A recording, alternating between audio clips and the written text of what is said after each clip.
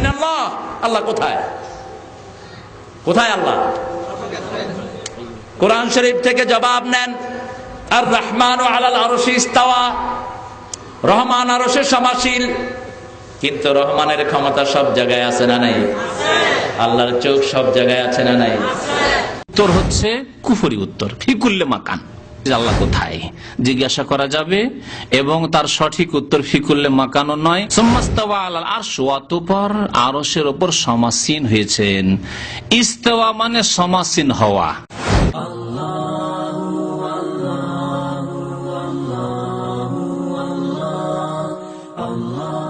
ইবনুল কাইয়িম রাহিমাহুল্লাহ কিতাবে আল্লাহ সুবহানাহু ওয়া তাআলার ক্ষেত্রে বলেছেন যে আল্লাহ তাআলা মুহসিন বান্দাদের নিকটবর্তী তা সত্তাগত ভাবে। আল্লামা ইবনে তাইমিয়া রাহিমাহুল্লাহ তার আকীদাতুল ওয়াসিতিয়্যার মধ্যে স্পষ্ট বলেছেন যে আল্লাহ তাআলা সত্তাগত ভাবে আমাদের সাথে আছেন।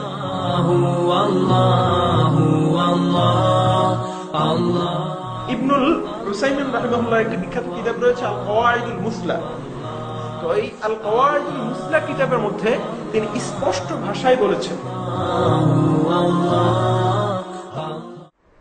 আমাদের কাছে প্রথম যে প্রশ্নটা এসেছে সেটা হলো, অনেকেই বিশ্বাস করেন যে আল্লাহ সর্বোচ্চ বিরাজমান, অথচ আল্লাহ বলেছেন তিনি আরশের উপর সমাসীন। কোনটি সঠিক মত? এ ব্যাপারে আপনার মত কি? যিনি প্রশ্ন করেছেন তার প্রশ্ন ছিল যে আল্লাহ সুবহানাহু ওয়া তাআলা সর্বত্র বিরাজমান নাকি আরশে সমাসীন। সহজ কথা হলো যে আল্লাহ তাআলা পবিত্র কোরআনে বলেছেন ওয়াল্লাহু খালিকু কুল্লি শাইইন। আল্লাহ তাআলা আসমান, জমিন, আরশ, কুরসি সবকিছু স্রষ্টা আল্লাহ তাআলা। স্থান, সময়, মানুষ, গাছপালা, তরু লতা সবকিছুই আল্লাহর সৃষ্টি। আমরা জানি যে সৃষ্টি তাকেই বলে যার এক সময় অস্তিত্ব ছিল না, পরবর্তীতে যার অস্তিত্ব এসেছে। আল্লাহ তাআলা মানুষ সম্পর্কে বলেছেন হাল আতা আলাল ইনসানি হিনুম মিনাদ দাহর লাম ইয়াকুন শাইআন মাযকুরা, যে মানুষ কি একটা সময় এমন ছিল না যে সে উল্লেখযোগ্য কিছুই ছিল না। তো আমরা জানি যে প্রত্যেক সৃষ্টি একসময় অস্তিত্বহীন ছিল।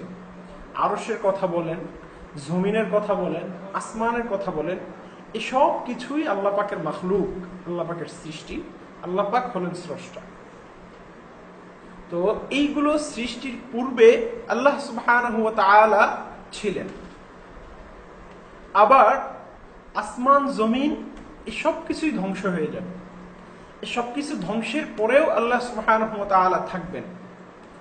তো আকীদা বুঝার ক্ষেত্রে সবচেয়ে সহজ এবং সঠিক পথ প্রথমত আমাদের বুঝতে হবে যে সমস্ত সৃষ্টির পূর্বে আল্লাহ সুবহানাহু ওয়া তাআলা ছিলেন।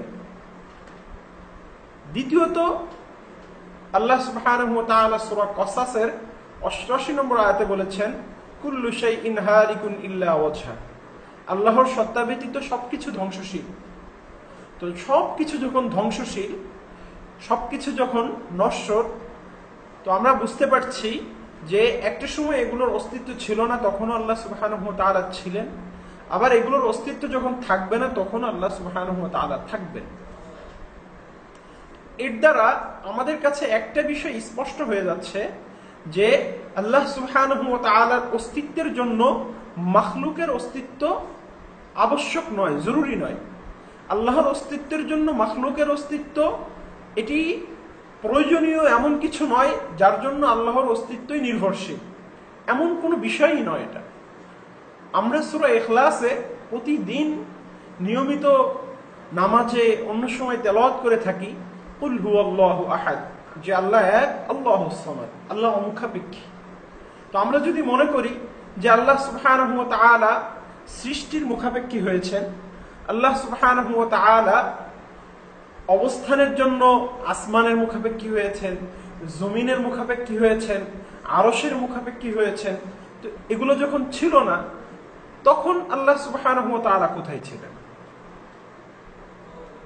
ইমাম আবু হানিফা রাহিমাহুল্লাহ কে প্রশ্ন করা হয়েছে যে আরাআইতা লাউ কিলা আইনাল্লাহ, যে আপনাকে যদি প্রশ্ন করা হয় যে আল্লাহ কোথায়, তো আপনি কি বলবেন, এর উত্তর কি বলবেন? তো ইমাম আবু হানিফা রাহিমাহুল্লাহ উত্তরে বলেছেন, কান আল্লাহু তাআলা, আল্লাহ সুবহানাহু ওয়া তাআলা তখনও ছিলেন যখন কোনো জামানা ছিল না, সময় ছিল না, স্থান ছিল না, কোনো কিছু উল্লেখযোগ্য একটা অনুপ্রমাণ কিচ্ছু ছিল না সৃষ্টির মতো। তো এগুলো যখন ছিল না তখন আল্লাহ সুবহানাহু ওয়া তাআলা ছিলেন। এগুলো আসার পরেও, অস্তিত্ব আসার পরেও আল্লাহ সুবহানাহু ওয়া তাআলা আছেন। ইমাম আবু হানিফা রাহিমাহুল্লাহ আরো স্পষ্ট করে বলেছেন, ওয়ালাউ কানা মুহতাজান ইলাল জুলুস ওয়াল করার, যে আল্লাহ সুবহানাহু ওয়া তাআলা যদি বসা, স্থির হওয়া বা কোনো জায়গায় অবস্থানের মুখাপেক্ষী হতেন, ফাকাবলা খালকিল আরশি আইনা কানা আল্লাহ, তো আরশ সৃষ্টির পূর্বে আল্লাহ সুবহানাহু ওয়া তাআলা কোথায় ছিলেন? তো আল্লাহ কোথায়, এই প্রশ্নের সমাধান করার পূর্বে আমাদেরকে বুঝতে হবে আল্লাহ কোথায় ছিলেন সৃষ্টির পূর্বে। দ্বিতীয় নম্বর কথা হলো যে সৃষ্টির ধ্বংসের পরে আল্লাহ সুবহানাহু ওয়া তাআলা কোথায় থাকবেন।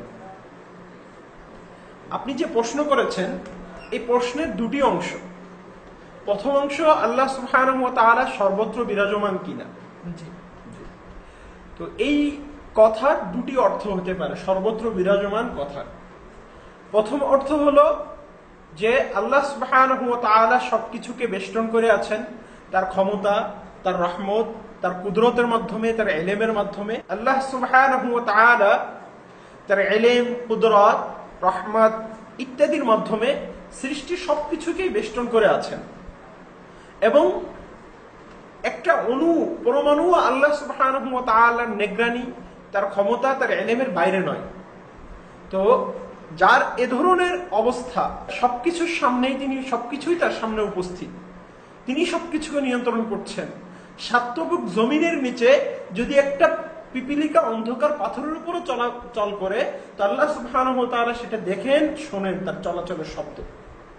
আমরা বুঝতে পারছি যে সৃষ্টি আল্লাহ সুবহানাহু ওয়া তাআলার সামনে কিছুই না। তো আমরা সর্বত্র বিরাজমানের অর্থ এটা হতে পারে যে আল্লাহ সুবহানাহু ওয়া তাআলা সবকিছু নিয়ন্ত্রণ করছেন, সবকিছু তার ক্ষমতার মধ্যে রয়েছে, তার ইলমে রয়েছে। তো এই অর্থে যদি আপনি বলেন যে আল্লাহ সুবহানাহু ওয়া তাআলা সর্বত্র বিরাজমান, তো কথাটা অবশ্যই ঠিক আছে এবং এটি সহিহ কথা।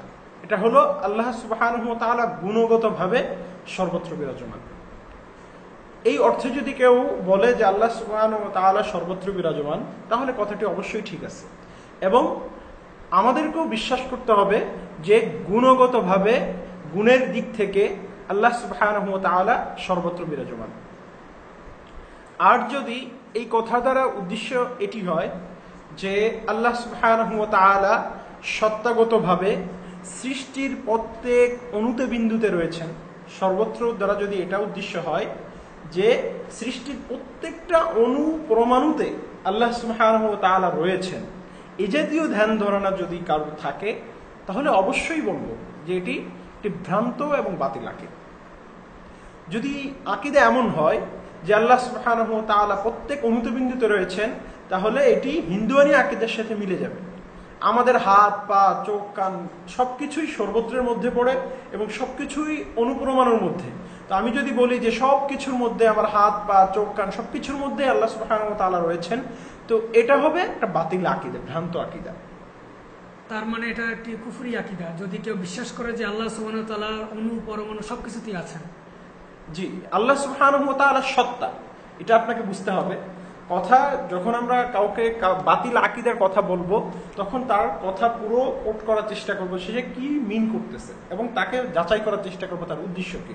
কেউ যদি বলে যে আল্লাহ সুবহানাহু ওয়া তাআলা সর্বত্র বিরাজমান, তাকে জিজ্ঞাসা করতে হবে যে আপনার এই সর্বত্র বিরাজমান কথাটার উদ্দেশ্য কি নিয়েছেন। যদি তিনি প্রথম উদ্দেশ্য নিয়ে থাকেন যে ইলমের মাধ্যমে, কুদরতের মাধ্যমে, ক্ষমতার মাধ্যমে এবং সবকিছু পরিদর্শন এবং পর্যবেক্ষণ, পরিবেষ্টনের মাধ্যমে আল্লাহ সুবহানাহু ওয়া তাআলা সর্বত্র রয়েছেন, তো এই কথা তো ঠিক আছে। সর্বত্র বিরাজমান বললেই কুফরি হবে, এই ধরনের ধ্যান ধারণা সম্পূর্ণ বাতিল। কারণ আল্লাহ সুবহানাহু ওয়া তাআলা পবিত্র কোরআনের বহু জায়গায় বলেছেন যে ওহুয়া মাআকুম আইনামা কুনতুম, তোমরা যেখানেই আছো আল্লাহ সুবহানাহু ওয়া তাআলা রয়েছেন। ফাইনামা তুওয়াল্লু ফাসাম্মা ওয়াজহুল্লাহ, তোমরা যেখানেই মুখ ফেরাও আল্লাহ সুবহানাহু ওয়া তাআলা সেদিকে রয়েছেন। ফালিল্লাহিল মাশরিক ওয়াল মাগরিব ফাইনামা তুওয়াল্লু ফাসাম্মা ওয়াজহুল্লাহ। এরপরে মা ইয়াকুনু মিন নাজওয়া সালাসাতিন ইল্লা হুয়া রাবিউহুম ওয়ালা খামসাতিন ইল্লা হুয়া সাদিসুহুম, যে আমরা যখন কথা বলতেছি তো তিনজন কথা বললে চতুর্থজন থাকেন আল্লাহ সুবহানাহু ওয়া তাআলা। এই জাতীয় বহু আয়াত পবিত্র কোরআনে রয়েছে। রাসূল সাল্লাল্লাহু আলাইহি ওয়াসাল্লামের হাদিসে রয়েছে যে আকরাবু মা ইয়াকুনুল আবদু ইলাল্লাহি সাজিদুন, যে বান্দা যখন সিজদা করে তখন সে আল্লাহ সুবহানাহু ওয়া তাআলার সবচেয়ে নিকটবর্তী হয়। তো এই জাতীয় আয়াত এবং হাদিস থেকে কেউ যদি এই উদ্দেশ্যে বলে যে আল্লাহ সুবহানাহু ওয়া তাআলা জ্ঞানের মাধ্যমে, কুদরতের মাধ্যমে আল্লাহ সুবহানাহু ওয়া তাআলা সর্বত্র বিরাজমান এবং কোরআন ও হাদিসের আয়াতের কারণে সে বলতেছে, তার বিশ্বাস এটা না যে আল্লাহ সুবহানাহু ওয়া তাআলা সৃষ্টির মাঝে ঢুকেছেন, সৃষ্টির সাথে মিশে গেছেন, অথবা সৃষ্টির প্রত্যেক অণুতে বিন্দুতে রয়েছে। সো আমাদেরকে প্রথমত খেয়াল করতে হবে যে সে যখন সর্বত্র বিরাজমান বলতেছে তার উদ্দেশ্য কি আমাদেরকে জেনে নিতে হবে। আমরা আহলুস সুন্নাহ ওয়াল জামাআহ এটা বিশ্বাস করি এবং এটা মেনে নেই যে আল্লাহ সুবহানাহু ওয়া তাআলা সৃষ্টির মাঝে প্রবেশ এবং সৃষ্টির সাথে মিশে যাওয়া ব্যতীত, হুলুল এবং ইত্তেহাদ ব্যতীত আল্লাহ সুবহানাহু ওয়া তাআলা সর্বত্র বিরাজমান হতে পারে, যেটা তার গুণগত একটি বৈশিষ্ট্য, তার সত্তার বৈশিষ্ট্য এটি নয়। হুলুল ইত্তেহাদ থেকে মুক্ত থাকার অর্থটা আরেকটু ক্লিয়ার করে বলি। হুলুল শব্দের অর্থ হলো কোনো কিছুর মাঝে কোনো কিছু প্রবেশ করা। যে আপনি যদি আসমানে প্রবেশ করেন তো এটা হলো আসমানে হুলুল করলেন, জমিনে প্রবেশ করলেন মানে জমিনে হুলুল করলেন, আপনি একটা রুমে প্রবেশ করলেন মানে রুমে প্রবেশ। হাল্লা আই দাখালা আরবিতে বলে যে কেউ যদি কোনো কিছুতে প্রবেশ করে তো তাকে হুলুল বলে। আর ইত্তেহাদ বলে হলো প্রবেশের পরে ওই জিনিসের সাথে একীভূত হয়ে যাওয়া, মিশে যাওয়া। যেমন আপনি পানির মধ্যে যদি চিনি মিশান তো চিনি গলে গিয়ে পানির সাথে মিশে যায়, তো চিনিটা এখানে পানির সাথে ইত্তেহাদ হয়ে গেছে। তো আল্লাহ সুবহানাহু ওয়া তাআলার ক্ষেত্রে কেউ যদি হুলুল এবং ইত্তেহাদ ব্যতীত সর্বত্র বিরাজমানের আকীদা রাখে যে আল্লাহ সুবহানাহু ওয়া তাআলা সর্বত্র বিরাজমান কিন্তু তিনি মাখলুকের মধ্যে প্রবেশও করেন না এবং তিনি এই মাখলুকের সাথে মিশেও যান না, এই দুটো আকীদা বাদে যে কেউ যদি সর্বত্র বিরাজমান বলে তাহলে এটা কুফরি হবে না। এর উদাহরণ হলো ইবনুল কাইয়িম রাহিমাহুল্লাহ কিতাবে আল্লাহ সুবহানাহু ওয়া তাআলার ক্ষেত্রে বলেছেন যে আল্লাহ তাআলা মুহসিন বান্দাদের নিকটবর্তী তার সত্তাগত ভাবে, আল্লাহ তাআলার সত্তা বান্দাদের নিকটবর্তী, তিনি এটা বলেছেন।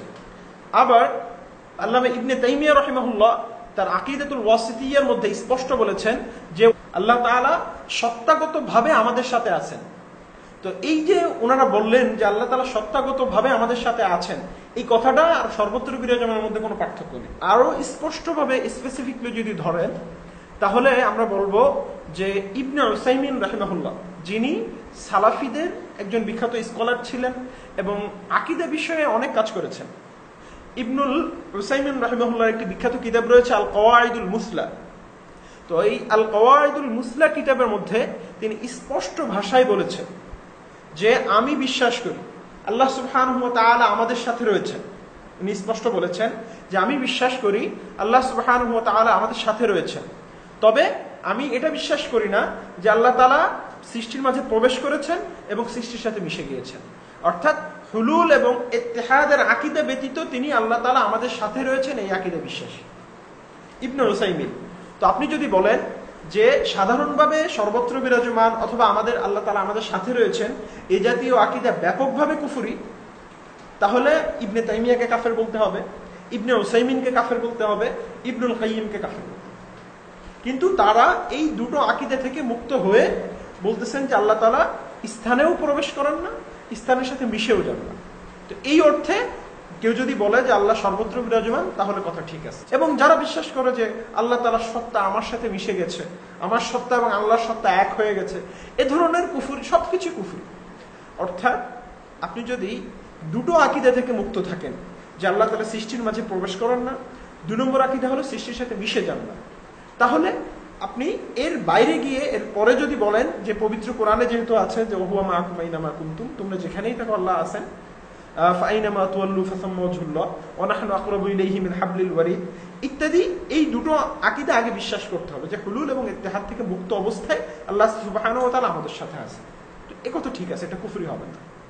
আচ্ছা, আল্লাহ কোথায় আছেন এই বিষয়ে দেওবন্দি উলামায়ে কেরামের মত? জি, খুবই সুন্দর কথা বলেছেন। এটা বোঝার জন্য দেওবন্দি উলামায়ে কেরামের একটি গোড়ার কথা বুঝতে হবে। দেওবন্দি উলামা ইকরামের একটি মৌলিক আকীদা যেটা, সেটা হলো যে আল্লাহ সুবহানাহু ওয়া তাআলা স্থান এবং কাল থেকে পবিত্র। আচ্ছা, এটা দেওবন্দি উলামা ইকরামের একদম বেসিক একটা আকীদা, যে আল্লাহ তাআলা দিক থেকে পবিত্র, স্থান থেকে পবিত্র। এটা আপনাকে খুব ভালোভাবে বুঝতে হবে যে দিক এবং স্থান দিয়ে আল্লাহ সুবহানাহু ওয়া তাআলাকে আমরা সীমাবদ্ধ করি না। আপনি দেওবন্দি উলামা ইকরামের যে কোনো আকীদার কিতাব পড়েন, আমি ইনশাআল্লাহ রেফারেন্স সহ পৃষ্ঠা নম্বর সহ আপনাদেরকে বলবো একটু পরে ইনশাআল্লাহ। তো দেওবন্দি উলামা ইকরামের যে কোনো আকীদা আপনি দেখেন, সেখানে স্পষ্ট বলা আছে যে আল্লাহ সুবহানাহু ওয়া তাআলা বাউন্ড এবং লিমিট এগুলো থেকে সম্পূর্ণ পবিত্র। তো আল্লাহ সুবহানাহু ওয়া তাআলা যদি স্থান থেকে পবিত্র হয়, তাহলে দেওবন্দি উলামা ইকরাম কখনোই একথা বলতে পারেন না বা বলবেন না যে আল্লাহ সৃষ্টির প্রত্যেক অণুতে বিন্দুতে রয়েছে বা সৃষ্টির সব জায়গায় আল্লাহ সুবহানাহু ওয়া তাআলা রয়েছে। ওনারা তো বলতেছেন যে আল্লাহ সুবহানাহু ওয়া তাআলা স্থান থেকেই পবিত্র এবং তিনি সময় থেকেই পবিত্র। তা ওনারা কিভাবে বলবেন যে আল্লাহ সুবহানাহু ওয়া তাআলা সর্বত্র বিরাজমানের অর্থ হলো তিনি সবকিছুর মধ্যে আছেন? নাউযুবিল্লাহ। এটা হলো দেওবন্দি উলামা ইকরামের নামে একটা মিথ্যাচার বলা যায়। কারণ দেওবন্দি উলামা ইকরামের আকীদার কিতাবে স্পষ্ট রয়েছে যে আল্লাহ সুবহানাহু ওয়া তাআলা স্থান থেকে পবিত্র, তিনি দেহ এবং জিসম শরীর থেকে পবিত্র, তিনি দিক থেকে পবিত্র। তো এই সমস্ত জিনিস বলার পরে আপনি যদি উনারা কেউ বলেও থাকেন যে সর্বত্র বিরাজমানের কথা, তো অবশ্যই বুঝতে হবে যে আল্লাহ সুবহানাহু ওয়া তাআলাকে আমরা হুলুল থেকে মুক্ত মনে করি, ইত্তেহাদ থেকে মুক্ত মনে করি, এবং আল্লাহ সুবহানাহু ওয়া তাআলাকে দিক, স্থান, জিসম, দেহ ইত্যাদি থেকে মুক্ত মনে করি। তো আমরা যে সমস্ত জিনিস থেকে মুক্ত মনে করি আল্লাহ সুবহানাহু ওয়া তাআলাকে, সে সমস্ত জিনিসগুলোই কুফরি। এগুলোর একটাও আলহামদুলিল্লাহ আমাদের মধ্যে নাই। সুতরাং কারোর উপর ফতোয়া দেওয়ার আগে, কারোর সম্পর্কে বলার আগে তাদের আকীদা, তাদের মৌলিক আকীদার কিতাব থেকে জানতে হবে। দেওবন্দি উলামা ইকরাম তাদের আকীদার কিতাব সমূহে স্পষ্ট করে দিয়েছেন যে আল্লাহ সুবহানাহু ওয়া তাআলা স্থান এবং দিক থেকে পবিত্র। এবং দেওবন্দি উলামা ইকরামের সমস্ত আকীদার কিতাবে একথা স্পষ্ট রয়েছে যে আল্লাহ তাআলা হুলুল থেকে পবিত্র, ইত্তেহাদ থেকে পবিত্র। এই চারটা বিষয় হলফ করে বলতে পারি দেওবন্দি উলামা ইকরামের অধিকাংশ আকীদার কিতাবে রয়েছে যে আল্লাহ তাআলা, প্রথমত আল্লাহ সুবহানাহু ওয়া তাআলা স্থান থেকে পবিত্র, আল্লাহ সুবহানাহু ওয়া তাআলা দিক থেকে পবিত্র, আল্লাহ সুবহানাহু ওয়া তাআলা কোন সৃষ্টির মাঝে প্রবেশ করেন না, তিনি ইত্তেহাদ সৃষ্টির সাথে মিশে যাওয়া থেকে পবিত্র। এর পরেও যদি কেউ বলে যে দেওবন্দি উলামা ইকরামের আকীদা কুফরি, তাকে লজিক দেখাইতে হবে যে কোন যুক্তিতে এটাকে কুফরি বলতেছে, এক কথা। দ্বিতীয় কথা হলো যে দেওবন্দি উলামা ইকরাম যারা আল্লাহ সুবহানাহু ওয়া তাআলাকে সর্বত্র বিরাজমান বলেন, তাদের আকীদার কিতাব সমূহে কোথাও আপনি পাবেন না যে আল্লাহ সুবহানাহু ওয়া তাআলার অবস্থানের ক্ষেত্রে তারা একথা লিখেছেন যে সর্বত্র বিরাজমান। এ ব্যাপারে আপনাকে স্পষ্ট ধারণা রাখতে হবে যে আকীদার কিতাব সমূহে এবং স্পষ্ট বর্ণনার ক্ষেত্রে আমরা যখন একটু ডিপলি কথা বলি, তখন স্পষ্ট বলে দেওয়া হয় যে আল্লাহ সুবহানাহু ওয়া তাআলা স্থান থেকে পবিত্র অবস্থায় বিদ্যমান। আপনাকে আমি কয়েকটা রেফারেন্স উল্লেখ করছি দেওবন্দি উলামা ইকরামের বক্তব্য থেকে, যারা স্পষ্ট বলেছেন। তারা কোথাও একথা লেখেননি যে আল্লাহ সুবহানাহু ওয়া তাআলা সব জায়গায় সত্তাগতভাবে প্রত্যেক অণুতে বিন্দুতে রয়েছে। নাউযুবিল্লাহ। আচ্ছা, এক্ষেত্রে দেওবন্দি উলামা ইকরামের কার কার কিতাবে, মৌলিক কিতাবে কথাগুলো আছে আমাদেরকে জানালে আমরা উপকৃত হতাম। আমরা আগেই উল্লেখ করেছি যে দেওবন্দি উলামা ইকরামের আকীদা আল্লাহ সুবহানাহু ওয়া তাআলা সম্পর্কে খুবই সাফ এবং স্পষ্ট। আহলুস সুন্নাহ ওয়াল জামায়াতের মৌলিক আকীদার কিতাব আকীদাতুত তাহাবী, যেটা লিখেছেন ইমাম তাহাবী রাহিমাহুল্লাহ, এবং ইমাম তাহাবী রাহিমাহুল্লাহ আকীদাতুত তাহাবীর শুরুতেই বলেছেন যে হাযা যিকরু বায়ানি আকীদাতি আহলিস সুন্নাহ ওয়াল জামাআহ আলা মাযহাবি ফুকাহাইল আবি হানিফা। তো আকীদাতুত তাহাবী ইমাম তাহাবী রাহিমাহুল্লাহ লিখেছেন ইমাম আবু হানিফা রাহমাতুল্লাহ আলাইহির আকীদা অনুযায়ী। আকীদাতুত তাহাবী লেখা হয়েছে ইমাম আবু হানিফা রাহিমাহুল্লাহর আকীদা অনুযায়ী। আপনারা সবাই জানেন যে দেওবন্দি উলামা ইকরাম ইমাম আবু হানিফা রাহিমাহুল্লাহর অনুসারী, তার আকীদার অনুসারী। ইমাম তাহাবী রাহিমাহুল্লাহ হানাফি মাযহাবের একজন বিখ্যাত স্কলার ছিলেন। তো হানাফি মাযহাবের বিখ্যাত স্কলার ইমাম তাহাবীর আকীদা, দেওবন্দি উলামা ইকরামের আকীদা এবং ইমাম আবু হানিফা রাহিমাহুল্লাহর আকীদা এক, যে আল্লাহ সুবহানাহু ওয়া তাআলা স্থান এবং দিক থেকে পবিত্র অবস্থায় বিদ্যমান রয়েছে। প্রথমত আমি আপনাকে রেফারেন্স হিসেবে উল্লেখ করছি দেওবন্দি উলামা ইকরামের সবার গ্রহণযোগ্য কিতাব আকীদাতুত তাহাবী, যার মূল টেক্সট, যেটা মূল কিতাব, সেখানে স্পষ্ট ইমাম তাহাবী রাহিমাহুল্লাহ বলেছেন তাআলা আনিল হুদুদ ওয়াল গায়াত ওয়াল আযা ওয়াল আরকান ওয়াল আদাওয়াত, যে আল্লাহ সুবহানাহু ওয়া তাআলা হাদ, লিমিট, বাউন্ডারি, সীমা, পরিসীমা, এগুলো থেকে পবিত্র। আপনি জানেন যে সৃষ্টির সবকিছুর লিমিট আছে, বাউন্ডারি আছে, সবকিছু সীমিত। সৃষ্টি বলতেই লিমিটেড, এটা মনে রাখতে হবে। সব সৃষ্টি লিমিটেড, যত বড়ই হোক একসময় গিয়ে সেটার শেষ আছে, অন্ত আছে। তো ইমাম তাহাবী রাহিমাহুল্লাহ বলছেন যে তাআলা, আল্লাহ সুবহানাহু ওয়া তাআলা মহাপবিত্র, আনিল হুদুদ, লিমিট, বাউন্ডারি, এগুলো থেকে সম্পূর্ণ পবিত্র। ওয়াল গায়াত, এরপরে বলছেন যে আল্লাহ সুবহানাহু ওয়া তাআলা উপায়, উপকরণ, আসবাব, সহায়ক বস্তু, এগুলো থেকে পবিত্র। আল্লাহ সুবহানাহু ওয়া তাআলা অঙ্গ প্রত্যঙ্গ থেকে পবিত্র। ওয়াল আ'যা ওয়াল আরকান ওয়াল আদাওয়াত। এরপরে আরো স্পষ্ট ভাষায় বলছেন যে লা তাহবিহিল জিহাতুস সিত, যে আল্লাহ সুবহানাহু ওয়া তাআলাকে 6 দিক পরিবেষ্টন করে না। আল্লাহ সুবহানাহু ওয়া তাআলা 6 দিকে সীমাবদ্ধ নন, অর্থাৎ দিক থেকে আল্লাহ সুবহানাহু ওয়া তাআলা পবিত্র। কাসাইরিল মুবতাদাআত, এখানে আরো স্পষ্ট বলছেন যে সমস্ত সৃষ্টিকে 6টা দিক বেষ্টন করে আছে।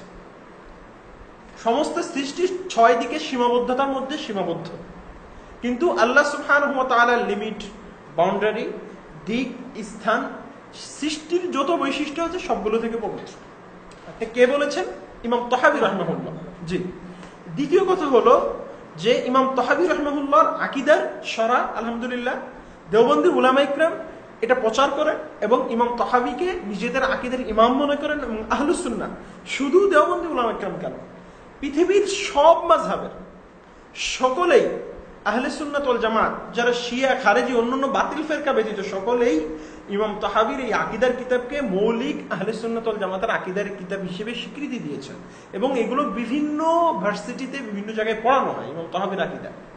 সুতরাং কোনো সন্দেহ নেই দেওবন্দি উলামা ইকরামের আকীদা হলো ইমাম তাহাবী রাহিমাহুল্লাহর আকীদা, যেটা ইমাম আবু হানিফা রাহিমাহুল্লাহর আকীদা হিসেবে ইমাম তাহাবী বর্ণনা করেছেন।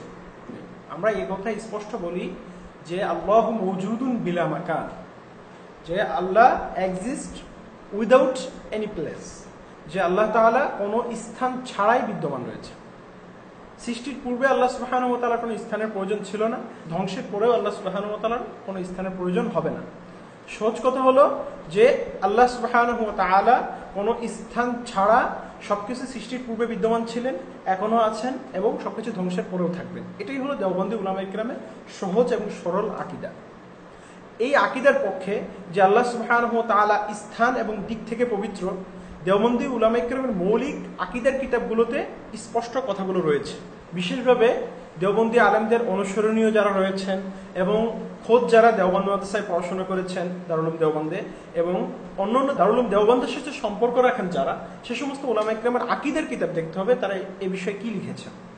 শুরুতেই আমরা সমস্ত দেওবন্দি উলামা ইকরামের অনুসরণীয় ব্যক্তিত্ব এবং বিশিষ্ট আলেমে দ্বীন, উপমহাদেশের বিখ্যাত মুহাদ্দিস শেখ আব্দুল হক মুহাদ্দিস দেহলভী রহমাতুল্লাহ আলাইহির উক্তি আমরা এখানে উল্লেখ করব। তিনি তার আকাইদুল ইসলাম নামে, আব্দুল হক মুহাদ্দিস দেহলভী রহমাতুল্লাহ আলাইহির একটি বিখ্যাত কিতাব রয়েছে।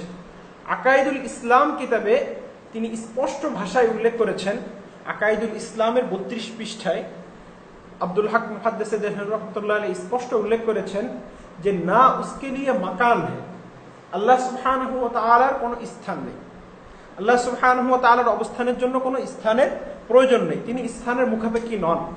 আব্দুল হক মুহাদ্দিস দেহলভী রহমাতুল্লাহ আলাইহি আরো লিখছেন, क्योंकि मकान जिस्म और हियाज के लिए होता है, তিনি বলছেন যে স্থান এটা প্রয়োজন হয় দেহ বিশিষ্ট জিনিসের জন্য এবং যার অবস্থানের জন্য কোনো জায়গা প্রয়োজন তার ক্ষেত্রেই স্থানের প্রয়োজন হয়, কিন্তু আল্লাহ সুবহানাহু ওয়া তাআলা জিসম দেহ থেকে পবিত্র, তার জন্য কোনো স্থানের প্রয়োজন নেই। তিনি আরো বলছেন और वो अल्लाह ताला जिस्म से पाक है, अल्लाह ताला जिस्म বা দেহ থেকে পবিত্র, बस वो ना आसमानों में रहता है, अल्लाह ताला आसमाने থাকেন না, ना जमीन में, ना मशरिक में, ना मगरिब में।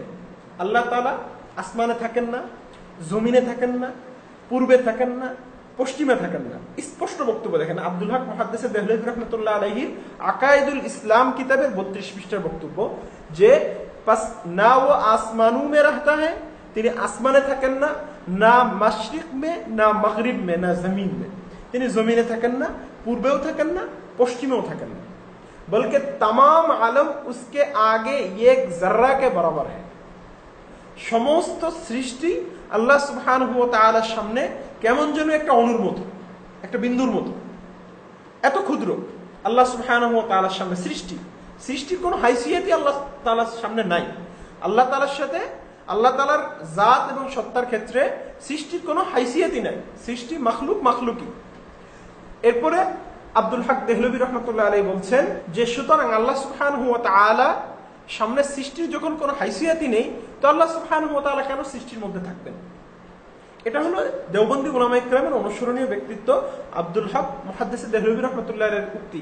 তিনি আরো স্পষ্ট ভাষায় সে সমস্ত আকীদা খণ্ডন করেছেন যেগুলোকে আমরা কুফরি শিরকি আকীদা হিসেবে বিশ্বাস করি, যে আল্লাহ সুবহানাহু ওয়া তাআলা কোন সৃষ্টির মাঝে প্রবেশ করেছেন, আল্লাহ সুবহানাহু ওয়া তাআলা কোন সৃষ্টির সাথে মিশে গিয়েছেন।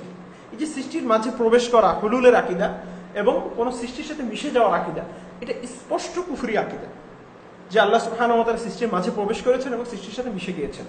আব্দুল হক দেহলভী রাহিমাহুল্লাহ একই কিতাবের 35 পৃষ্ঠায় আলোচনা করতে গিয়ে লিখেছেন, আর না ও কিসিকা হামজিন্স, আল্লাহ তাআলার সাথে তুলনীয় সমগোত্রীয় কোনো জিনিস নাই, কোন সৃষ্টি আল্লাহ তাআলার সাথে তুলনীয় এবং সমগোত্রীয় নয়। और ना किसी के साथ मुशाबा ना किसी के साथ मुत्ताहिद है। শব্দের প্রতি খেয়াল করেন যে আব্দুল হক দেহলভী রাহমাতুল্লাহ বলছেন যে আল্লাহ তাআলা কোনো কিছুর সাথে সাদৃশ্য রাখেন না, না কিসি কে সাথ মুত্তাহিদ है, তিনি কারোর সাথে মিশে যান না, একীভূত হয়ে যান না, একত্রিত হয়ে যান না। তাহলে আব্দুল হক দেহলভী রাহমাতুল্লাহর বক্তব্য থেকে আপনি দেখতে পেলেন যে আল্লাহ সুবহানাহু ওয়া তাআলা কোথাও প্রবেশ করেন না, তিনি আসমান একটা স্থান, আসমানে থাকেন না, জমিন, পূর্ব পশ্চিম সবকিছু স্থান, সবকিছু সৃষ্টি। আল্লাহ তাআলা সৃষ্টি থেকে অমুখাপেক্ষী, সৃষ্টি থেকে পবিত্র। তো আব্দুল হক দেহলভী রাহিমাহুল্লাহ হলেন দেওবন্দি উলামায়ে কেরামের একজন অনুসরণীয় ব্যক্তিত্ব। আমরা আব্দুল হক দেহলভী রাহিমাহুল্লাহ আরো অনেক বক্তব্য রয়েছে, সংক্ষিপ্ত আলোচনার জন্য আমরা সেগুলো এখানে উল্লেখ করছি না। আপনার প্রয়োজন হলে আব্দুল হক দেহলভী রাহিমাহুল্লাহর আকায়েদুল ইসলাম নামক কিতাবটি দেখে নিতে পারেন। আকায়েদুল ইসলাম কিতাবটি আব্দুল হক দেহলভী রাহিমাহুল্লাহর কিতাব, এটি অনলাইনে পিডিএফ ভার্সনেও পড়া যেতে পারে, যেগুলো মূল কপি থেকে স্ক্যান করা রয়েছে। এবার আমরা দেওবন্দি উলামায়ে কেরামের একজন আকাবির এবং গ্রহণযোগ্য পর্যায়ের আলেম হলেন হযরত মাওলানা ইদ্রিস কান্ধলভী রাহমাতুল্লাহ আলাইহি। ইদ্রিস কান্ধলভী রাহিমাহুল্লাহর নাম শোনেননি এমন লোক খুবই কম আছে, এবং আলহামদুলিল্লাহ ইদ্রিস কান্ধলভী রাহিমাহুল্লাহ তাফসীর এবং অন্যান্য বিভিন্ন ক্ষেত্রে, আকায়েদ, বিভিন্ন ক্ষেত্রে ইলমি কাজ করেছেন, সিরাত, বিভিন্ন বিষয়ের উপর। তো আলহামদুলিল্লাহ আমাদের সামনে ইদ্রিস কান্ধলভী রাহিমাহুল্লাহর আকীদার একটি বিশেষ কিতাব রয়েছে, আকায়েদুল ইসলাম। ইদ্রিস কান্ধলভী রাহিমাহুল্লাহ এই আকায়েদুল ইসলাম কিতাবে 59 পৃষ্ঠায় আল্লাহ সুবহানাহু ওয়া তাআলার জাত সম্পর্কে আলোচনা করেছেন, আল্লাহ সুবহানাহু ওয়া তাআলার সিফাত সম্পর্কে আলোচনা করেছেন। ইদ্রিস কান্ধলভী রাহিমাহুল্লাহ স্পষ্ট লিখেছেন আকায়েদে চাহারদম নামে, যে হক তাআলা কিसी चीज के साथ मुत्ताहिद नहीं होता, যে আল্লাহ তাআলা কোন জিনিসের সাথে মিশে যান না, কোন জিনিসের সাথে মিশে যান, একত্রিত একসাথে মিশে যান না, এরকম কিছু আল্লাহ তাআলার কাছে ঘটে না। और ना कोई चीज उसके साथ मुत्ताहिद होती, কোন জিনিস আল্লাহর সত্তার সাথে মিশে না। और ना कोई चीज उसमें हुलूल करती। খুব ভালোভাবে খেয়াল করা উচিত এবং খেয়াল করা দরকার যে ইদ্রিস কান্ধলভী রাহিমাহুল্লাহ বলছেন और ना कोई चीज उसमें हुलूल करती, আল্লাহর সত্তার মধ্যে কোনো জিনিস প্রবেশ করে না। আমরা স্পষ্ট বুঝতে পারছি যে আল্লাহ সুবহানাহু ওয়া তাআলা সৃষ্টির মাঝে প্রবেশ করেন না, আল্লাহ সুবহানাহু ওয়া তাআলা সত্তার মাঝেও কোনো সৃষ্টি প্রবেশ করে না, এবং আল্লাহ সুবহানাহু ওয়া তাআলা কোনো সৃষ্টির সাথে মিশে যান না। এটা হলো দেওবন্দি উলামায়ে কেরামের মৌলিক আকীদার কিতাব ইদ্রিস কান্ধলভী রাহিমাহুল্লাহ আকায়েদুল ইসলাম কিতাবের 59 পৃষ্ঠায় রয়েছে। और ना वो किसी शय में हुलूल करता। আরো তিনি স্পষ্ট লিখছেন নাসারা के नजदीक खुदा ताला ईसा अलैहिस्सलाम में हुलूल कर गया था। নাসারাদের, খ্রিস্টানদের আকীদা হলো যে আল্লাহ তাআলা ঈসা আলাইহিস সালামের মধ্যে প্রবেশ করেছেন, হুলুল করেছেন। তো ঈসা আলাইহিস সালামের মধ্যে প্রবেশের আকীদার কারণে নাসারারা কি হয়েছে? বিভ্রান্ত এবং গুমরা হয়েছে, তারা পথভ্রষ্ট হয়েছে। একইভাবে और हिंदू के नजदीक खुदा ताला इंसान और हाइवान शजर और हजर में हुलूल करता है। কত স্পষ্ট আকীদা তিনি লিখছেন যে হিন্দুদের নিকট আল্লাহ তাআলা মানুষের মধ্যে, হাইওয়ান জানোয়ার প্রাণীর মধ্যে, শাজার গাছের মধ্যে এবং পাথর ইত্যাদির মধ্যে প্রবেশ করেন। খ্রিস্টানরা এই আকীদার কারণে গুমরা হয়েছে যে আল্লাহ তাআলা ঈসা আলাইহিস সালামের মাঝে প্রবেশ করেছেন। হিন্দুরা গুমরা হয়েছে যে আল্লাহ তাআলা মানুষের মাঝে প্রবেশ করেন, জীব জানোয়ারের মাঝে প্রবেশ করেন, গাছের মাঝে প্রবেশ করেন, পাথরের মাঝে প্রবেশ করেন। আরো স্পষ্ট ভাষায় লিখছেন যে সামেরি কা ভি यही আকীদা থা। মুসা আলাইহিস সালামের যুগে সামেরি নামে এক লোক ছিল যে একটা বাছুর তৈরি করেছিল এবং বলছিল যে বাছুরের পূজা করো, সামেরি বলেছিল। তো এই সামেরির কথাও তিনি স্পষ্ট লিখছেন যে সামেরি কা ভি यही আকীদা থা कि खुदा ताला हुलूल कर आया है, যে আল্লাহ তাআলা বাছুরের মধ্যে প্রবেশ করেছেন। তো একইভাবে হিন্দুদের আকীদা রিফিউট করেছেন, খণ্ডন করেছেন ইদ্রিস কান্দলবী রাহিমাহুল্লাহ আরো বিস্তারিতভাবে। ইদ্রিস কান্দলবী রাহিমাহুল্লাহ আরো স্পষ্ট বক্তব্য আমরা তার কিতাবে দেখব, যেখানে তিনি স্পষ্ট লিখেছেন যে আল্লাহ সুবহানাহু ওয়া তাআলা স্থান থেকে পবিত্র। তো আল্লাহ সুবহানাহু ওয়া তাআলার ক্ষেত্রে আল্লাহ তাআলা যদি স্থান থেকে পবিত্র হন, আল্লাহ তাআলা যদি মাখলুকের মাঝে প্রবেশ না করেন, মাখলুকের সাথে যদি মিশে না যান, তাহলে দেওবন্দি উলামায়ে কেরামের আকীদা কুফরি শিরকি হলো কিভাবে? তারা ইদ্রিস কান্দলবী রাহিমাহুল্লাহ লিখছেন, অন্যান্য উলামায়ে কেরাম আরো রয়েছেন, আমরা রেফারেন্স উল্লেখ করব, তারা লিখছেন যে আল্লাহ সুবহানাহু ওয়া তাআলা এগুলো থেকে পবিত্র। তো আপনারা যে অপবাদ দিচ্ছেন দেওবন্দি উলামায়ে কেরামকে, কিভাবে দিচ্ছেন?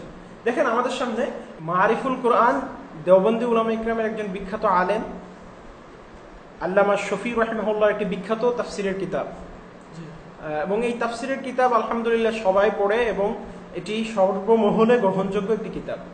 এই কিতাবের প্রথম খণ্ডে তিনি আল্লাহ সুবহানাহু ওয়া তাআলার অবস্থান সম্পর্কে স্পষ্ট বক্তব্য উল্লেখ করেছেন। আমাদের সামনে মারিফুল কোরআন প্রথম খণ্ড 359 পৃষ্ঠা রয়েছে। আল্লামা শফি রাহিমাহুল্লাহ লিখেছেন, और उसकी जात पाक, उसके जात पाक मशरिक और मगरिब और शिमाल और जुनूब की क़ैदू और सिमतू से बालातार है। আল্লাহ সুবহানাহু ওয়া তাআলার পবিত্র সত্তা পূর্ব, পশ্চিম, একইভাবে দক্ষিণ ইত্যাদি যে দিক রয়েছে আমাদের সামনে, আমরা যে 4 দিক বা অন্যান্য যে সমস্ত 6 দিকের কথা বলি, এই সমস্ত 6 দিকের লিমিটেশন, কায়েদ, এই সমস্ত বাউন্ডারি, এগুলো থেকে আল্লাহ সুবহানাহু ওয়া তাআলা সম্পূর্ণ পবিত্র। এগুলো থেকে আল্লাহ তাআলা পবিত্র। তিনি আরো স্পষ্টভাবে লিখছেন যে ও কিসি খাস সিমত মে নেহি, আল্লাহ তাআলা কোনো নির্দিষ্ট দিকে অবস্থান করেন না, যে আমরা এটা বলতে পারি যে আল্লাহ তাআলা অমুক দিকে আছেন, আল্লাহ তাআলা ডানে আছেন, বামে আছেন, অথবা উপরে আছেন। এই জাতীয় কোনো কথা আল্লাহ সুবহানাহু ওয়া তাআলার ক্ষেত্রে প্রযোজ্য নয়। এই কথা স্পষ্ট মারিফুল কোরআনের মধ্যে আল্লামা শফি রাহিমাহুল্লাহ তিনি স্পষ্ট লিখেছেন। আপনি নিজেও চেক করতে পারেন, মারিফুল কোরআন উর্দু, যেটা প্রথম খণ্ড 359 পৃষ্ঠা। তিনি এই আয়াতের অধীনে কুল লিল্লাহিল মাশরিক ওয়াল মাগরিব ফাআইনামা তুওয়াল্লু ফাসাম্মা ওয়াজহুল্লাহ, এই আয়াতের ব্যাখ্যায় তিনি এটা উল্লেখ করেছেন যে আল্লাহ তাআলা বাউন্ডারি, লিমিটেশন, স্থান, কাল, দিক এগুলো থেকে সম্পূর্ণ পবিত্র। অন্য কোনো দেওবন্দি উলামাদের কিতাবে কি এই ব্যাপারে আর কোনো ডিটেইলস আমাদের জানাতে পারবেন? দেওবন্দি উলামায়ে কেরামের বহু আকীদার কিতাবে আমাদের মৌলিক যে সমস্যা, যেটাকে আমরা মৌলিক কুফরি শিরকি আমরা বিশ্বাস করি, যে হুলুল ইত্তেহাদ, সৃষ্টির মাঝে প্রবেশ করা এবং সৃষ্টির সাথে মিশে যাওয়া, এ ব্যাপারে আলহামদুলিল্লাহ দেওবন্দি উলামায়ে কেরাম খুব সাফ কথা লিখেছেন তাদের কিতাবে। বিশেষভাবে আপনি দেখতে পারেন রশিদ আহমদ গাঙ্গুহি রহমাতুল্লাহ আলাইহির ইমদাদুস সুলুক, এখানে তিনি হুলুলের বিভিন্ন স্তর আলোচনা করেছেন এবং প্রত্যেকটি স্তর যে গুমরাহি এবং ভ্রান্তি তিনি স্পষ্টভাবে ব্যাপকভাবে তুলে ধরেছেন। আমরা আলহামদুলিল্লাহ অনলাইনে 5 পর্বে ওয়াহদাতুল উজুদ সম্পর্কে উলামায়ে দেওবন্দের অবস্থান আলোচনা করেছি, সেখানে হুলুল সম্পর্কেও আলোচনা বিস্তারিত রয়েছে। বিশেষ করে বাওয়াদিরুন নাওয়াদির কিতাবে আমাদের বিখ্যাত আলেম আশরাফ আলী থানভী রাহিমাহুল্লাহর উক্তি রয়েছে, তিনি হুলুল এবং ইত্তেহাদকে রদ করেছেন, খণ্ডন করেছেন। তালিমউদ্দিন কিতাবে স্পষ্টভাবে আশরাফ আলী থানভী রাহিমাহুল্লাহ হুলুল এবং ইত্তেহাদের আকীদাকে খণ্ডন করেছেন, যে আল্লাহ তাআলা সৃষ্টির মাঝে প্রবেশ করেন না, আল্লাহ তাআলা কোনো নির্দিষ্ট দিকে থাকেন না, আল্লাহ তাআলা স্থান থেকে পবিত্র। এই জাতীয় আকীদা তিনি স্পষ্টভাবে লিখেছেন বিভিন্ন কিতাবের মধ্যে থানভী রাহিমাহুল্লাহ।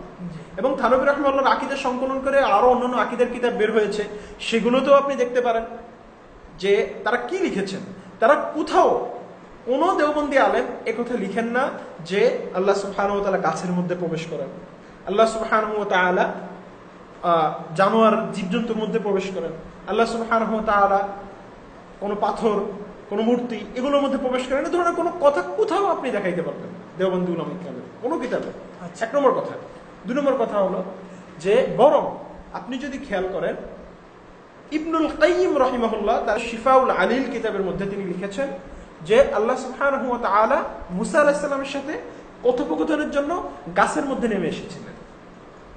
তো গাছের মধ্যে নেমে আসার আকীদা এটা দেওবন্দি উলামা ইকরামের আকীদা হতে পারে না।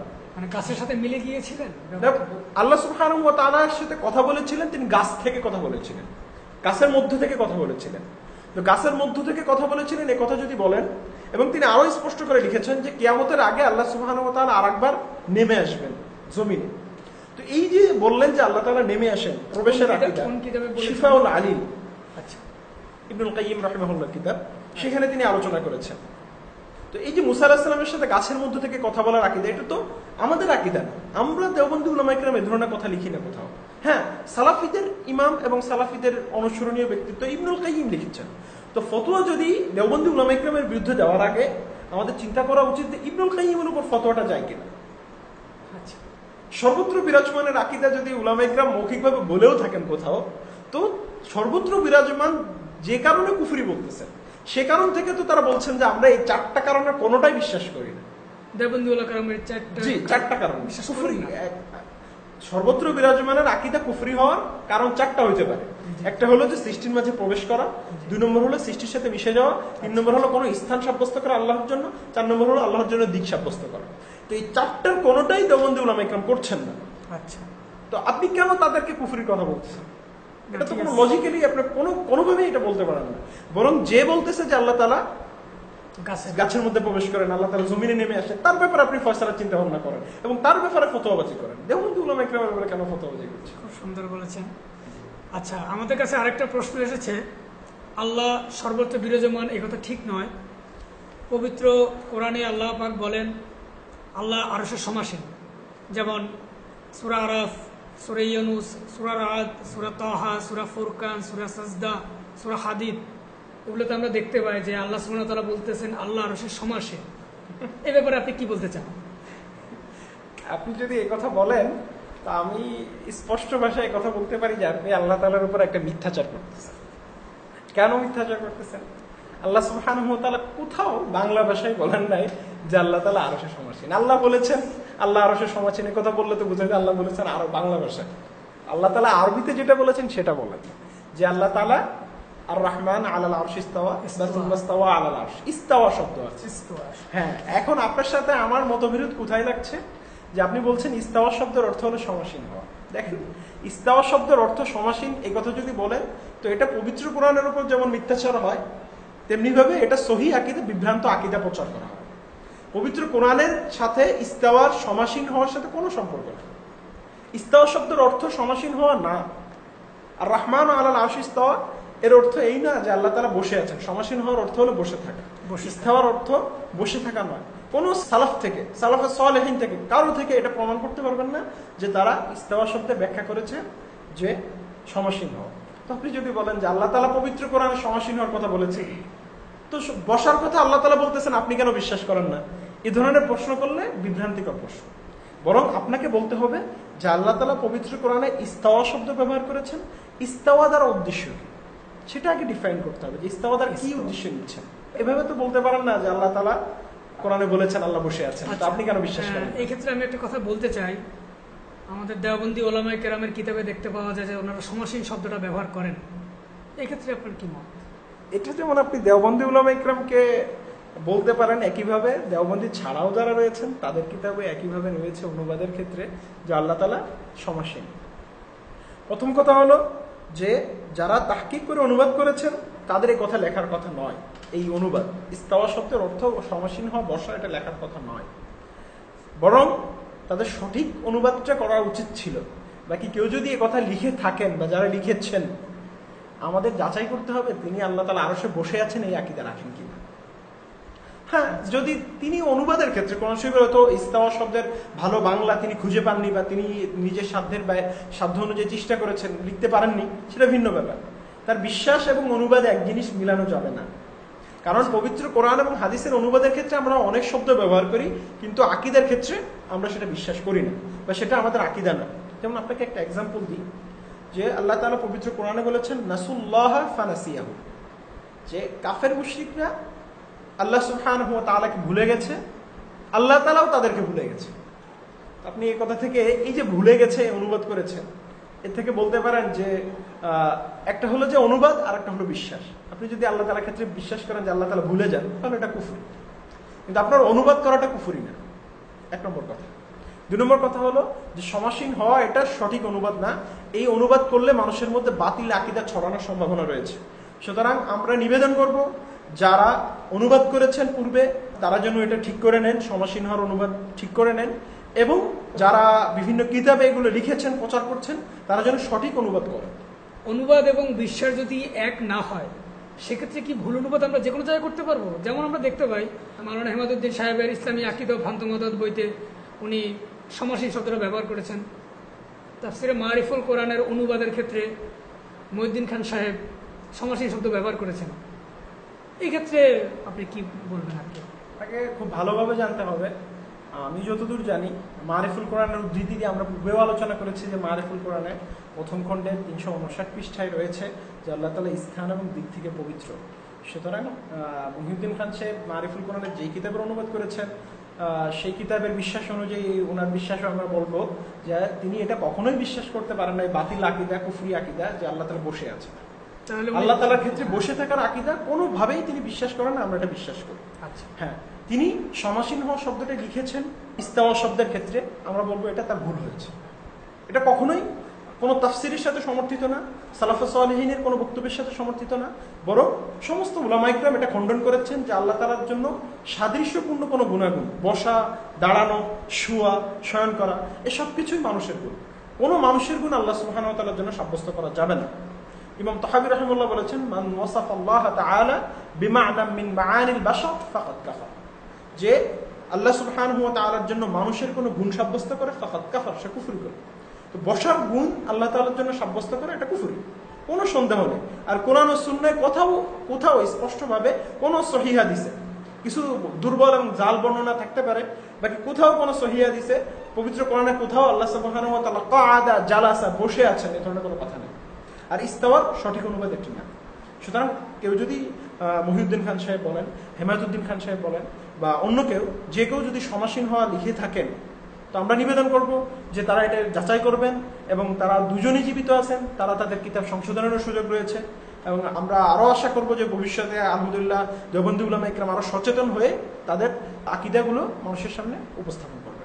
দুর্বল হাদিসে যদি আমরা কোনো রাওয়ায়াত পাই সেক্ষেত্রে এটা কি আমরা বিশ্বাস করতে পারবো? প্রথম কথা হলো যে সমস্ত হাদিসের ক্ষেত্রে বর্ষার কথা আছে বা জুলুসের কথা আছে, কুউদের কথা আছে, এই সমস্ত হাদিস সম্পর্কে সালাফি স্কলাররাই বলেন যে কেউ বলছেন এগুলা ইসরায়েলি রাওয়ায়াত, আলবানী সাহেবের সম্মত উক্তি রয়েছে যেগুলো মওজুআতের মানে জাল বর্ণনা টাইপের এই ধরনের কথাবার্তা রয়েছে। সুতরাং সহজ কথা হলো যে আকীদা, আমরা ইসলামী আকীদার ক্ষেত্রে সহিহ রাওয়ায়াত, যেটা সহিহ হাদিস, সেটার মধ্যে যদি ভিন্ন ভিন্ন অর্থের সম্ভাবনা থাকে সেটাকেও আমরা আকীদার দলিল হিসেবে নিই না। আকীদার ক্ষেত্রে অথেন্টিক একদম বিশুদ্ধ কথা হইতে হবে, সেটা মুতাওয়াতির অথবা প্রসিদ্ধ খবরে মাশহুর পর্যায়ের হইতে হবে, এবং সেটার মধ্যে দ্ব্যর্থহীন ভিন্ন ভিন্ন অর্থের সম্ভাবনা থাকবে না, অথবা রাবি ভিন্ন ভিন্ন শব্দে, বুখারীতে এক শব্দে আছে, মুসলিমে এক শব্দে আছে, আবু দাউদে এক শব্দে আছে। হাদিসের ক্ষেত্রে আমরা দেখি যে রাবি এক এক শব্দে এক এক হাদিসের কিতাবে একই হাদিস থাকে। তো ভিন্ন ভিন্ন শব্দের কারণে আকীদাও ভিন্ন ভিন্ন হয়ে থাকে। তো এই যে সম্ভাবনাময় যে সমস্ত সহিহ হাদিস রয়েছে সেগুলোও আকীদার দলিল না। সেখানে জয়ীফ হাদিস তো আকীদার ক্ষেত্রে কোনো মানই রাখে না। জয়ীফ হাদিস আমলের ক্ষেত্রেও অনেক ক্ষেত্রে দলিল না, শুধুমাত্র ফাজাইল যে সমস্ত বিষয়ের ফজিলত বর্ণনা করা, হ্যাঁ, অথবা যে সমস্ত ক্ষেত্রে কোনো সহিহ হাদিসের কোনো দলিল নেই, শুধু জয়ীফ হাদিস আছে, আমলের ক্ষেত্রে এটা গ্রহণ করা যেতে পারে। বাকি আকীদার ক্ষেত্রে জয়ীফ হাদিস কোনো পর্যায়েই পড়ে না, কোনো দলিল হওয়ার যোগ্যই না। সুতরাং এটা কোনো প্রশ্নই আসে না। আচ্ছা, ইস্তাওয়া শব্দটার সঠিক অর্থটা কি আসবে? জি, এটা খুব ভালো প্রশ্ন করেছেন। আরবি ভাষায় এক তো হলো যে ইস্তাওয়া শব্দের শাব্দিক অর্থ, আর এক হলো যে ইস্তাওয়া শব্দের কুরআনিক অর্থ, যে এটা কোরআনের যে অর্থে, এটা কোন অর্থে ব্যবহৃত হয়েছে। ইস্তাওয়া কোরআনে বিভিন্ন জায়গায় ব্যবহৃত হয়েছে, লিতাস্তাউ আলা যুহুরিহি সুম্মা তাযকুরু নি'মাতা রাব্বিকুম, যে তোমরা উটের উপর আরোহণ করার সম্পর্কে বলেছেন, লিতাস্তাউ আলা যুহুরি। তো এটা এখানেও ইস্তাওয়ার উদ্দেশ্য হলো আরোহণ করা। ওয়ালাম্মা বালাগা আশুদ্দাহু ওয়াস্তাওয়া, এখানেও ইস্তাওয়া শব্দ রয়েছে, যে মুসা আলাইহিস সালাম যখন তার যৌবন বয়সে পদার্পণ করলেন, ওয়াস্তাওয়া এবং পরিপূর্ণতায় পৌঁছলেন, এখানেও ইস্তাওয়া আছে। এক তো হলো যে ইস্তাওয়া শব্দের শাব্দিক অর্থ, আর একটা হলো যে ইস্তাওয়ার কোরআনিক অর্থ। তো আর রহমান আলাল আরশ ইস্তাওয়াকে যদি আমরা নিই সূরা তাহার 5 নম্বর আয়াত, তো এই অর্থের ক্ষেত্রে 4টা অর্থের কথা বলা হয়ে থাকে। একটা অর্থ হলো যে সমাসীন হওয়া, বসা। এটি সম্পূর্ণ ভ্রান্ত এবং বাতিল। অনেক ক্ষেত্রে বলা যায় এটা কুফরি কথা, যে আর রহমান আলাল আরশ ইস্তাওয়া এটা দলিল দিয়ে বলে কেউ যদি বলে যে আল্লাহ তাআলা আরশে বসে আছেন, এটা সম্পূর্ণ ভ্রান্ত আকীদা, কোনো সন্দেহ নেই। 1 নম্বর যেটা হলো বসা। 2 নম্বর হলো ইস্তাওয়ার অর্থ হলো ইস্তাকাররা, স্থির হওয়া, স্থিতি গ্রহণ করা। ইস্তাওয়ার যদি অর্থ স্থিতি গ্রহণ করা নেন অথবা বসা নেন, দুটোই বাতিল, দুটোই ভ্রান্ত।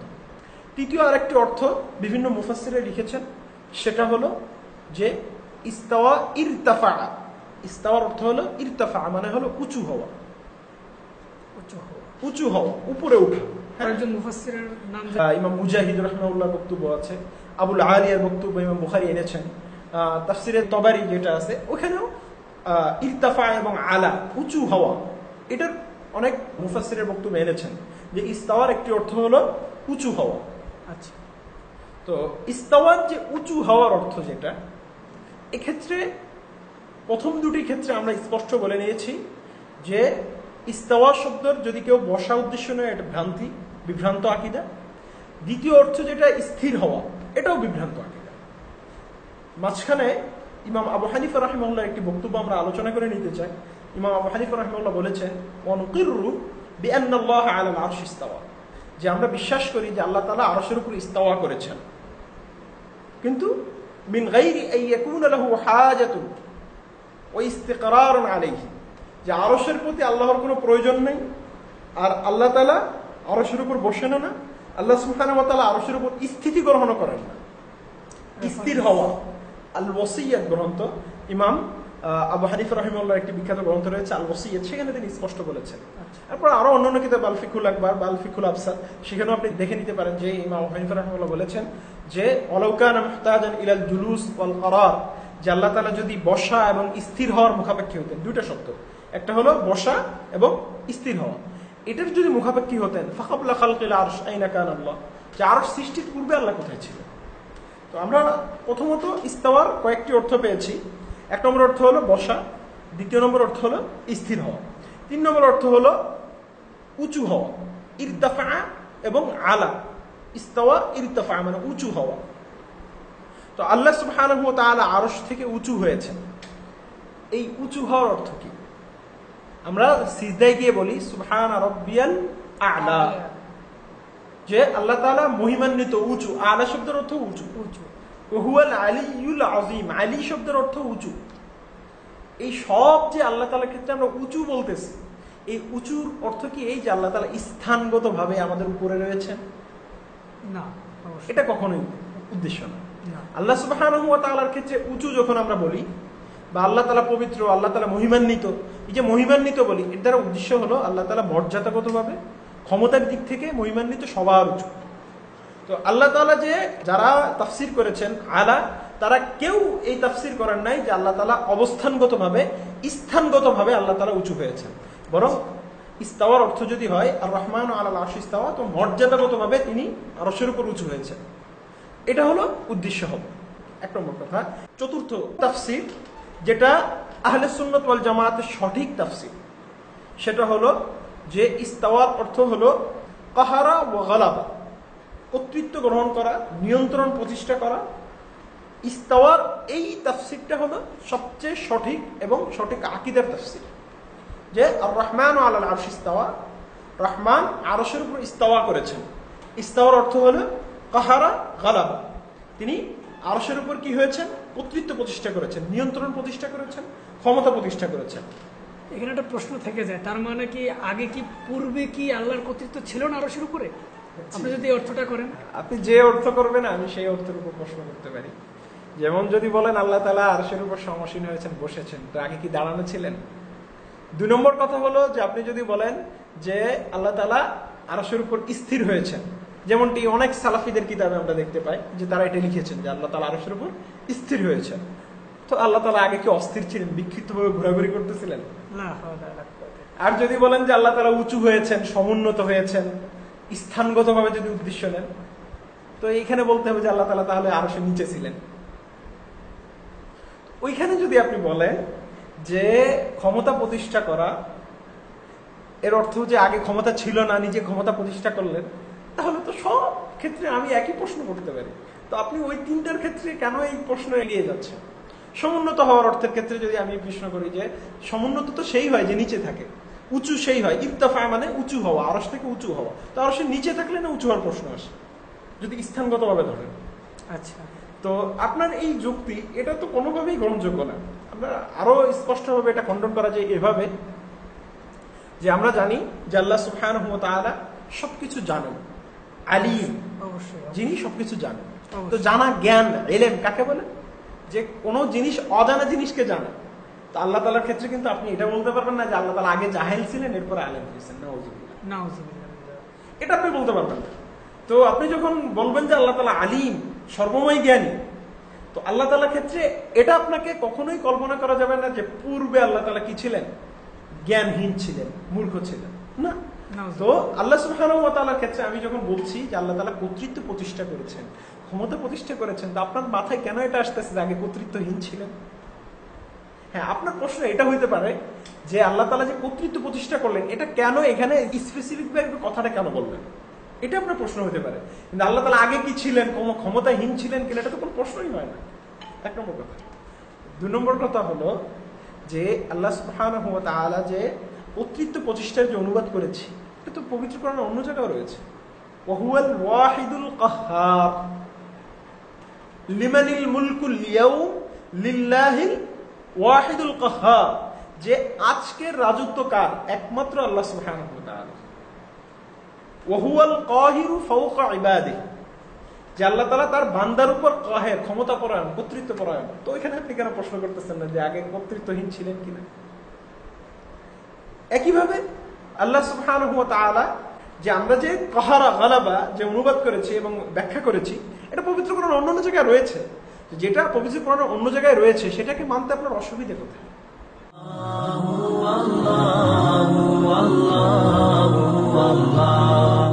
As I look to nature's beauty, dazzled am I, knowing everything concerns you, the Lord Most High. الله الذي يهدينا جميعا، الله الذي نعتز به جميعا. الله الله الله الله الله الله الله الله الله